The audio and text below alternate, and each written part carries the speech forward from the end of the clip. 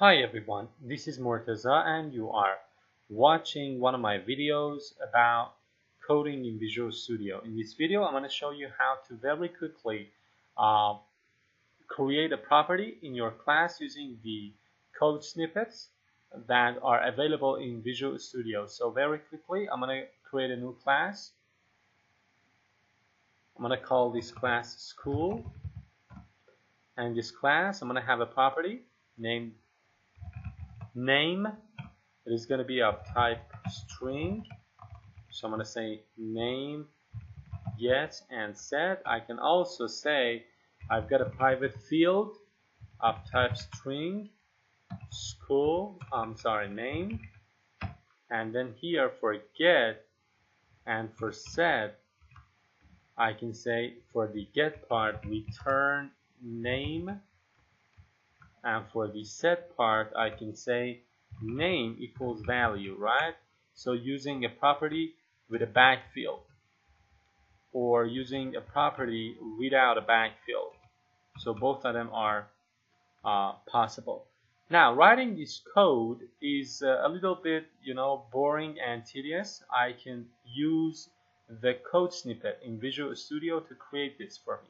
And a code snippet is a technique that you can use to generate a little bit of a code or a code block for you. For example, a for each block or a for block or even a property. Now I'm going to remove this and I'm going to type prop. Now prop, it says it's a code snippet for an automatically implemented property. Language version C#3 or higher. Tap twice, so I'm going to press tab twice to insert the prop snippet.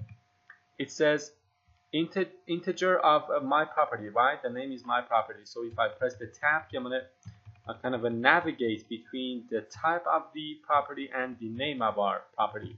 So for type, I'm going to say string, and for name, I'm going to say name. This is an auto-implemented property. There is no backing field here. If I want to create a property with a backing field, I'm going to say prop full.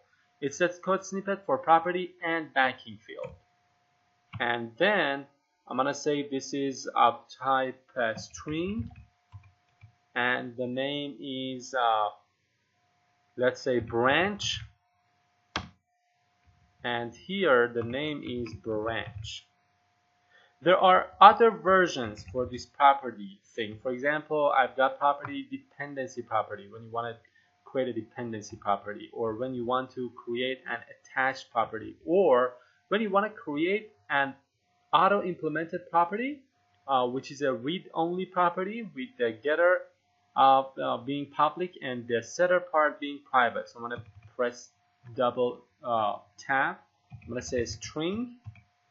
The name is, let's say, manager. Of course, manager, it is not of type string. But you see the getter part is public and the setter part is private. So it is a read-only property. So we can use different snippets when we want to create our properties in our class. It helps us to code faster, to generate some tedious, boring, and boilerplate code, and it can kind of help us to create our classes more rapidly. So use these techniques, this snippet technique. There are, of course, other snippets that you can use in order to create other boilerplate code, but in this video I just wanted to talk about how to create a property in your class. So thank you for watching this video.